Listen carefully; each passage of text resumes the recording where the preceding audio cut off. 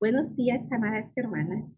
Mi nombre es Marisol Barrera y las saludo desde el bello país, El Salvador. De verdad, qué privilegio poder compartir con ustedes el estudio bíblico de esta mañana, titulado Controlando nuestras emociones. Hoy iniciaremos una serie de capítulos relacionados con el control de nuestras emociones. Así que, para iniciar, vamos a estudiar el significado de emoción. Fíjense que la emoción es un sentimiento muy intenso de alegría o de tristeza, producido por un hecho, una idea, un recuerdo, etc. También definimos a la emoción como la alteración del ánimo producida por un sentimiento de este tipo. Un día usted se puede levantar por la mañana y preguntarse, ¿cómo me siento? Puede ser que usted esté feliz, o esté triste o enojada. O se puede también sentir afligida, sorprendida o rabiosa. O dirá, no, me puedo sentir avergonzada o enamorada, apenada, contenta, indiferente y hasta eufórica.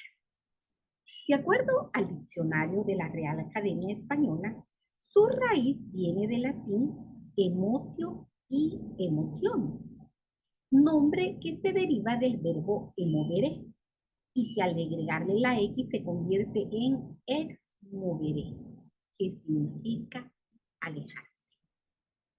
Los estudiosos han encontrado que existen 6 emociones básicas que vamos a estudiar en este momento, como lo es la felicidad. Esta nos da energía y permite distinguir qué es lo que nos agrada. O la tristeza, que es cuando asimilamos situaciones negativas y pedimos ayuda a otros. También otra emoción es el miedo, que es que nos ayuda a anticiparnos a situaciones peligrosas. O el enojo, que es cuando nos defendemos de agresiones que recibimos de entes externos. También la otra emoción básica es la sorpresa, que nos da mayor concentración ante cambios del ambiente. O el asco, que es escapar o evitar situaciones desagradables o dañinas.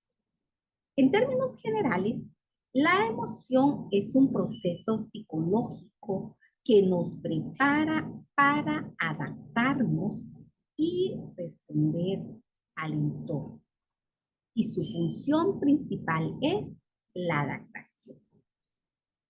Es la clave que le permite a cualquier organismo vivo la supervivencia.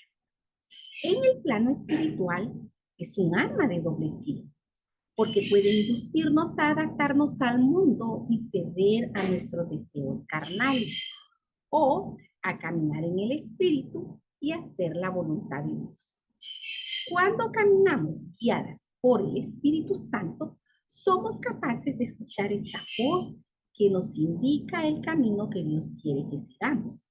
Y nuestras emociones, lógicamente, se involucran.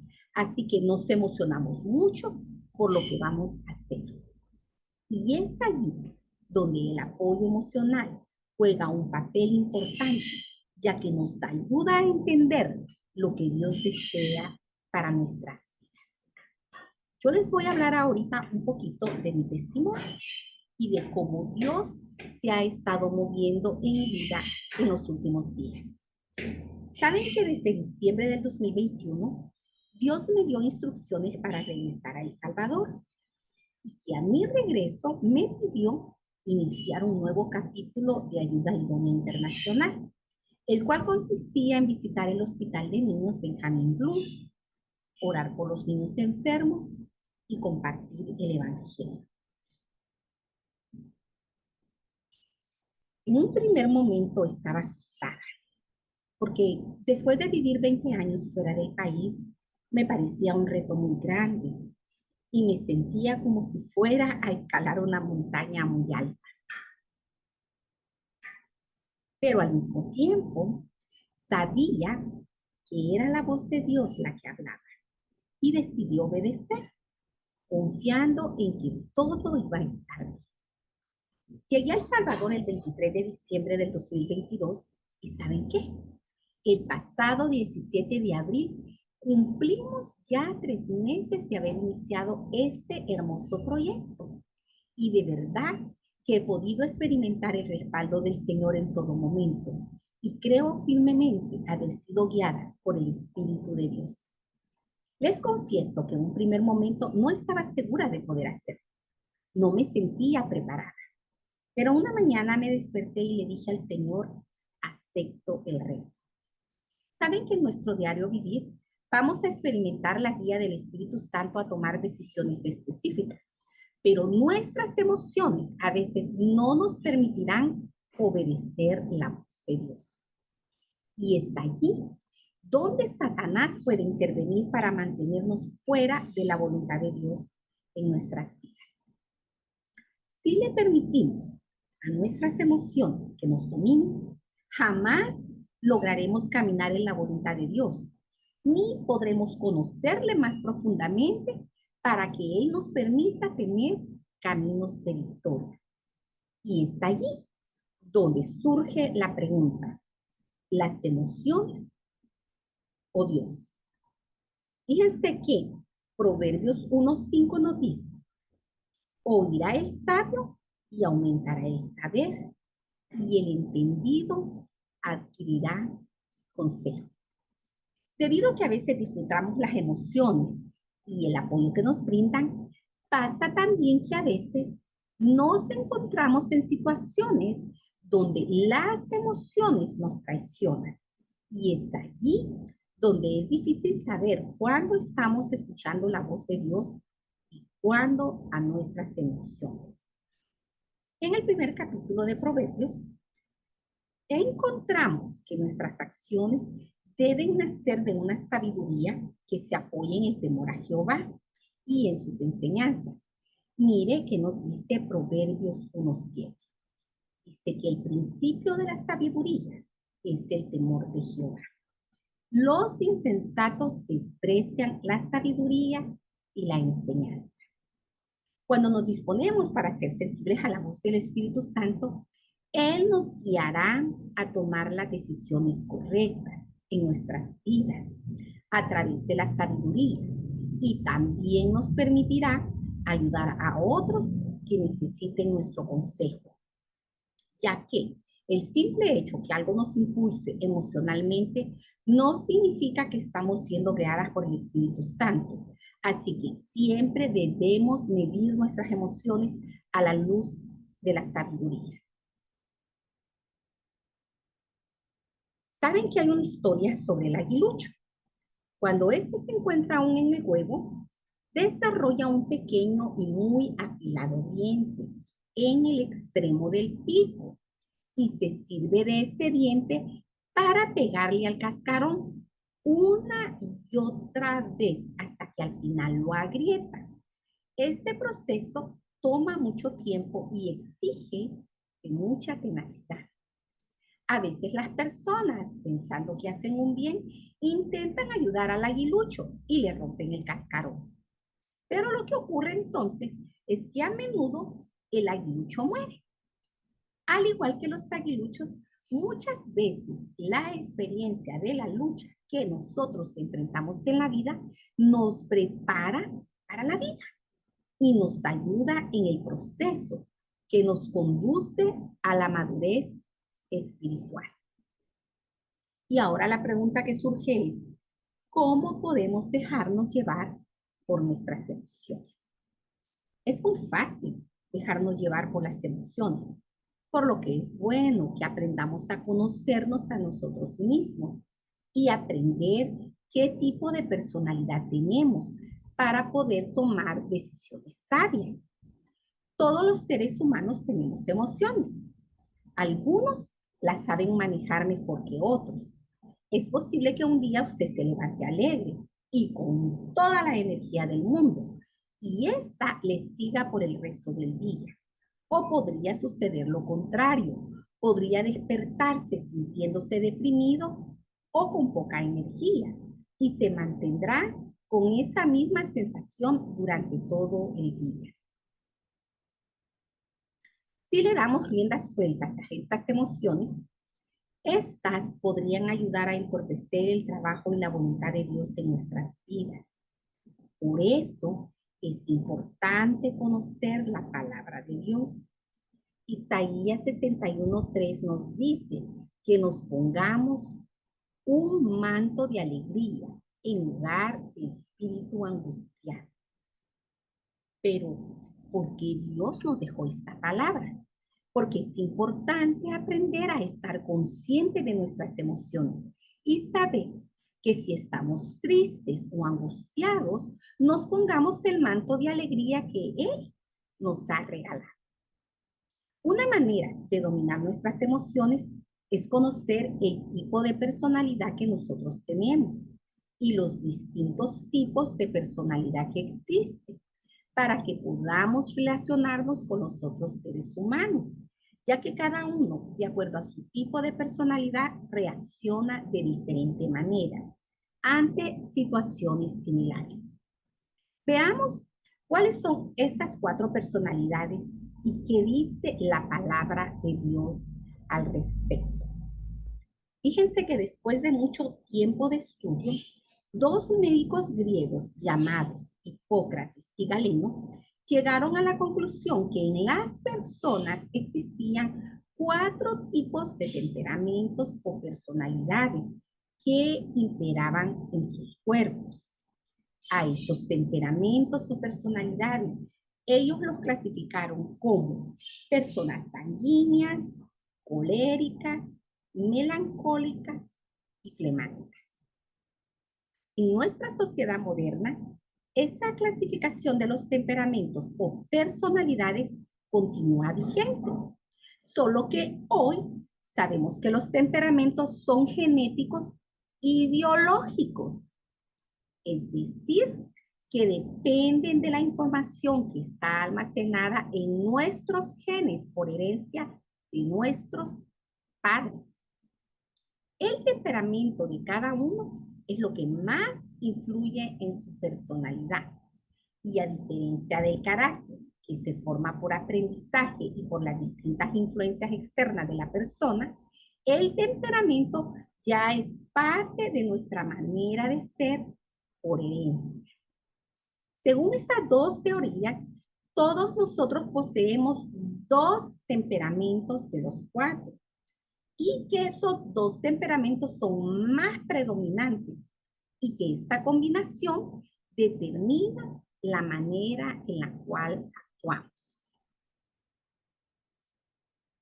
A continuación, examinaremos los 4 temperamentos que existen y algunos de los personajes bíblicos que los representan.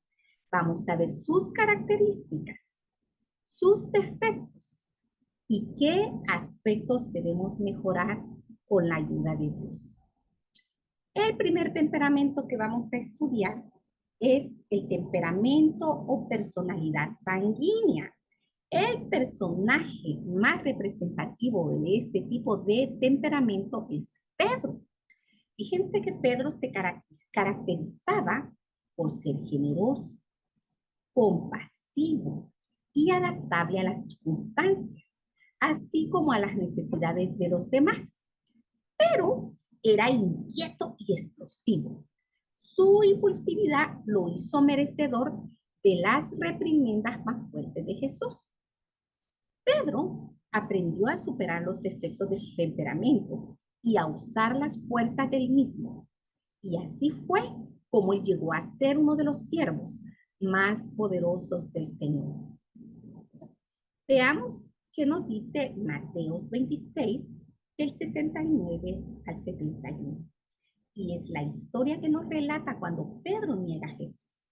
Dice que mientras tanto Pedro estaba sentado afuera en el patio y una criada se le acercó. Tú también estabas con Jesús de Galilea, le dijo. Pero él lo negó delante de todos diciendo, no sé de qué estás hablando. Y luego salió a la puerta. donde otra criada lo vio y dijo a los que estaban allí: este estaba con Jesús de Nazaret. Mateo 26 del 72-75 continúa narrando esta historia y dice que él lo volvió a negar jurándoles: a ese hombre ni lo conozco. Poco después se acercaron a Pedro los que estaban ahí y le dijeron: seguro que eres uno de ellos, se te nota por tu acento. Y comenzó a echarles maldiciones y les juró: a ese hombre ni lo conozco. En ese instante cantó un gallo. Entonces Pedro se acordó de lo que Jesús le había dicho: antes de que cante el gallo, me negarás 3 veces. Y saliendo de allí, lloró amargamente. Fíjense que vamos a ver cuáles son las características o fortalezas de las personas que tienen una personalidad sanguínea. Los sanguíneos son personas con una personalidad atractiva. Son el alma de la fiesta. Son muy conversadores. Cuentan anécdotas y son entusiastas. También las personas sanguíneas siempre tienen la costumbre de tocar a las personas cuando hablan. En el fondo es sincero, pero son ingenuos e inocentes. Motiva a otros a trabajar y causa buena impresión cuando usted los conoce. Los sanguíneos también son personas que les encantan los cumplidos. No son resentidos. Hacen amigos con facilidad. También tienen la facilidad de pedir perdón y son envidiados por los demás. También los sanguíneos son personas que no se afligen por el futuro ni les molesta el pasado. Disfrutan el presente, tienen don de gente y tienen también debilidades. Así es que vamos a ver cuáles son los defectos o debilidades de la personalidad sanguínea. Los sanguíneos son personas que no son puntuales, son muy desorganizados, disfruta de las personas y luego las olvida. También se distraen con facilidad, no cumplen sus metas y no tienen disciplina. También la personalidad sanguínea siempre olvida sus promesas y compromisos. Para algunos parece que no es sincero, o sea, que como que tienen doble máscara y nunca madura. Entonces dirán ustedes, ¿qué aspectos debe mejorar con la ayuda de Dios? El primer aspecto es que debe aprender a ser organizado y previsor. Miren que nos dice Proverbios 6, 6, 8. Ve a la hormiga, oh perezoso, mira sus caminos y se sabe, la cual no teniendo capitán, prepara en el verano su comida y recoge en el tiempo de la siega su mantenimiento. ¿Cuál es el segundo aspecto que deben de aprender las personas sanguíneas? Deben aprender a ser verdaderos amigos y a cuidar las amistades, porque hay un refrán que dice que las flores y los amigos hay que saberlos cuidar, y las flores sin agua se secan y los amigos sin cariño se van. Proverbios 18:24 nos dice que hay amigos que llevan a la ruina y hay amigos más fieles que un hermano. La tercera característica de las personas sanguíneas es que deben aprender a madurar mentalmente. Y miren lo que nos dice Primera de Corintios 13:11. Cuando yo era niño, dice, hablaba como niño, pensaba como niño, juzgaba como niño. Mas cuando ya fui hombre, dejé lo que era tenía. Hoy vamos a pasar a ver una segunda personalidad. Y esta tiene que ver con la personalidad colérica. Y la persona que más lo representa es el personaje bíblico Pablo.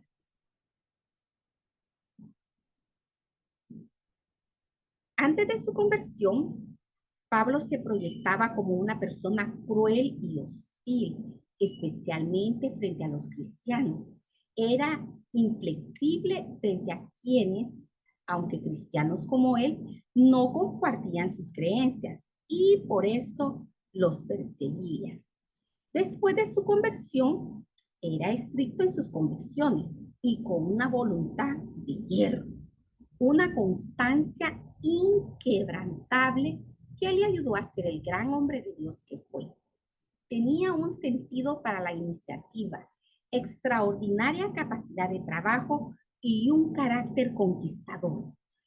Pero, junto a su férrea voluntad, Pablo tenía un alma de fina sensibilidad y un corazón lleno de ternura. Miren lo que nos dice Primera de Tesalonicenses 2:7. Antes fuimos tiernos entre vosotros, como la nodriza que cuida con ternura a sus propios hijos. Y Primera de Tesalonicenses 2:8 dice, tan grande es nuestro afecto por vosotros, que hubiéramos querido entregaros no solo el Evangelio de Dios, sino también nuestras propias vidas, porque habéis llegado a sernos muy queridos. Vamos a ver cuáles son las características o fortalezas que identifican a las personas coléricas. Fíjense que las personas coléricas son líderes natos. No se desaniman con facilidad. Son independientes y autosuficientes. Son dinámicos y activos. Y saben delegar. También las personas coléricas se proponen metas. Son personas muy organizadas. Es exigente con los demás. Es poco amigable.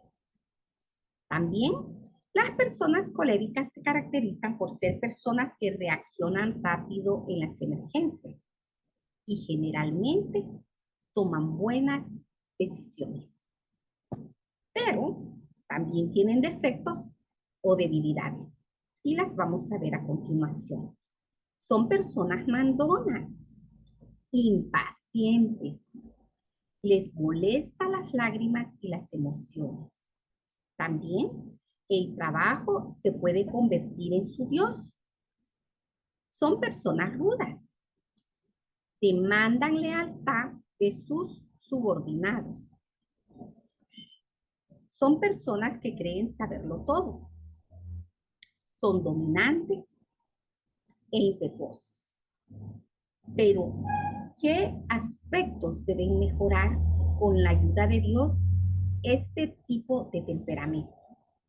Bueno, el primer aspecto que deben aprender es que no solo deben buscar que les obedezcan, sino también deben buscar ser obedientes al Espíritu Santo. La guía del Espíritu Santo es de verdad como un compás interno en nuestras vidas. Veamos qué es lo que dice Zacarías 6:15. Y los que están lejos vendrán y edificarán en el templo del Señor. Y conoceréis que el Señor de los ejércitos me ha enviado a vosotros. Y será esto si oyereis obedientes la voz del Señor vuestro Dios. También las personas coléricas deben aprender a ser compasivos con los sentimientos de los demás. Mire lo que nos dice Primera de Pedro 3:8. Finalmente, sed todos de un mismo sentir, compasivos, amándoos fraternalmente, misericordiosos y amigables. La tercera característica que debe aprender un colérico es a no encontrar la total satisfacción de su vida en el trabajo. Y mire lo que dice Eclesiastés 12:13. El fin del todo discurso oído es este: teme a Dios y guarda sus mandamientos, porque esto es el todo del hombre. Hasta aquí hemos visto a Pedro y un poco de su temperamento sanguíneo en acción, junto con Pablo y su temperamento colérico. Es increíble cuando uno lee sobre ellos y sus temperamentos, y es como que si uno se estuviera leyendo o se viera un reflejo en ellos. Pero también comprendí lo grandioso que es leer nuestra Biblia y entender sobre lo imperfecto que eran estos dos grandes hombres de Dios. Y me recuerda que fueron dos simples seres humanos, no hombres con superpoderes, sino hombres que se dejaron moldear por Dios. Hoy vamos a pasar ya a estudiar la tercer temperamento o personalidad, que es la melancólica. Y el personaje bíblico que lo representa es Moisés. Moisés es la estrella de nuestra historia. Como personas, es importante que estemos conscientes de nuestras virtudes y de nuestros defectos, porque esto nos ayuda a poder crecer y mejorar cada día. Una gran virtud de los melancólicos es que son temperamentos preciados. Son dueños de grandes mentes y poseen una capacidad tremenda para experimentar una gama enorme de emociones, aunque no son muy expresivos emocionalmente en muchas ocasiones. Moisés fue dotado de una alta capacidad intelectual y gran cantidad de habilidades y talentos. Se caracterizó por ser un abnegado líder que nunca exigió nada para sí mismo. Sin embargo, cuando Dios lo llama, exclama: no tengo ningún talento, no sé suficiente, nadie me creerá, no puedo hablar en público, no puedo ir. Pero veamos qué es lo que nos dice Éxodo 4:10. Entonces dijo Moisés a Jehová: ay, Señor, nunca he sido hombre de fácil palabra, ni antes ni desde que tú hablas a tu siervo, porque soy tardo en el habla y torpe de lengua. Y Jehová le respondió: ¿quién dio la boca al hombre? ¿O quién hizo al mundo y al sordo, al que ve y al ciego? ¿No soy yo Jehová? Ahora pues, ve, y yo estaré con tu boca y te enseñaré lo que hayas de hablar. Vamos a ver qué características o fortalezas tiene una persona melancólica. La primera es que son personas analíticas y reflexivas. Son sensibles, se enamoran fácilmente, son amigos leales, son personas idealistas. También los melancólicos son muy perfeccionistas y disciplinados. Aprecian la belleza del arte. No dejan a medias lo que comienzan. Esto es bien importante, porque muchas veces las personas dejan las cosas a medias, ¿verdad? Pero también estas personas tienen debilidades, y una de ellas es que son indecisos. Cuando usted les presenta un proyecto, no saben qué rumbo tomar. Analizan las cosas en exceso y tienden a deprimirse. También las personas melancólicas son hipocondriacos. Les gusta dar una imagen de víctimas o sufridos. Y son personas rencorosas y vengativas. Pero, ¿qué aspectos deben mejorar con la ayuda de Dios? El primer aspecto es que deben aprender a caminar por fe y no esperar que estén todas las condiciones favorables. Porque una de las cosas que la palabra de Dios nos insta es: camina por fe y no te detengas. porque Dios respalda a los que le creen. Miren qué nos dice 2 Corintios 5:7. Porque por fe andamos y no por vista. La segunda cosa que debe de aprender un melancólico es a no ser perfeccionista y crítico de las personas. Eclesiastés 7:20 nos dice: ciertamente no hay hombre justo en la tierra que haga el bien y nunca peque, porque todos somos pecadores. También debe aprender a no dejarse llevar por el corazón en las relaciones, porque como vimos anteriormente, los melancólicos son muy enamorados. Jeremías 17:9-10 dice: nada hay tan engañoso como el corazón, no tiene remedio. ¿Quién puede comprenderlo? Yo, el Señor, sondeo el corazón y examino los pensamientos para darle a cada uno según sus acciones y según el fruto de sus obras.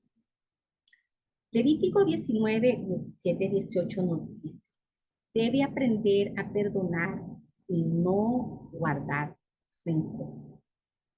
Perdona, perdónate y aprende. No alimentes odios secretos contra tu hermano, sino reprende con franqueza a tu prójimo, para que no sufra las consecuencias de su pecado. No seas vengativo con tu prójimo, ni le guardes rencor. Ama a tu prójimo como a ti mismo. Yo soy el Señor. También, esa es una de las características o debilidades que tiene la persona melancólica. Hoy vamos a continuar con la última personalidad, que son los flemáticos. El personaje que lo representa es Jacob. En su juventud era un hombre muy callado y era el preferido de su mamá. Lo de callado y tímido parece que le duró muy poco. Se describe a Jacob como alguien que le gustaba las tareas domésticas, de cocinar pan y sopa de lentejas. Y es allí que realizando esas tareas es cuando se aprovecha del cansancio, del hambre y del descuido de su hermano Esaú para comprometerlo en que le dé sus derechos de hijo mayor y le venda su primogenitura. Fíjense que desde el vientre de su madre estos niños mostraban ya rivalidad y el carácter tramposo de Jacob se evidencia. Jacob nace agarrado del talón de su hermano Esaú. Mire que nos dice Génesis 25:23. Y le respondió Jehová: dos naciones hay en tu seno, y dos pueblos serán divididos desde tus entrañas. Un pueblo será más fuerte que el otro pueblo, y el mayor servirá al menor. Cuando se cumplieron sus días para dar a luz, he aquí, había gemelos en su vientre. Veamos cuáles son las características o las fortalezas de la personalidad flemática. Fíjese que son personas tranquilas y serenas, que casi nunca se enojan ni se alarman. Tienen buen sentido de humor. Son buenos amigos. Son personas muy organizadas. También pueden hacer reír a carcajadas a los demás, mientras ellos nunca pierden la compostura. No llegan nunca tarde a una cita. Les gusta la rutina y les molesta que les rompan sus rutinas. Y también son personas muy organizadas. Y por último, los flemáticos son buenos consejeros si se les pide un consejo. Pero también, como todos, tienen sus defectos y debilidades. La primera debilidad que encontramos en ellos es que son indecisos, son temerosos, son personas bien tercas.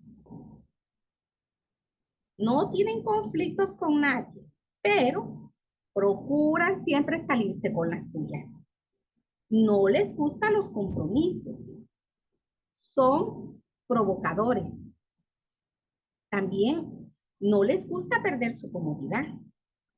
No les gusta tampoco perder su tranquilidad. Por eso no se comprometen. Y no les gustan los conflictos. Y por último, son personas que apagan el entusiasmo de los demás, porque siempre están diciendo, no, no puedo, no tengo, no sé. Son personas negativas. ¿Qué aspectos deben mejorar con la ayuda de Dios?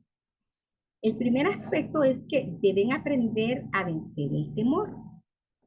Proverbios 29-25 dice que el miedo a los hombres es una trampa, pero el que confía en el Señor estará protegido.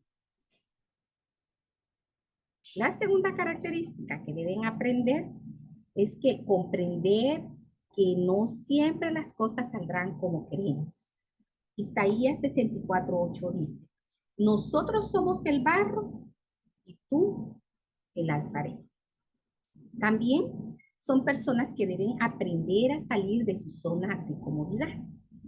Mire que nos dice Josué 1:9. Mira que te mando, que te esfuerces y seas valiente.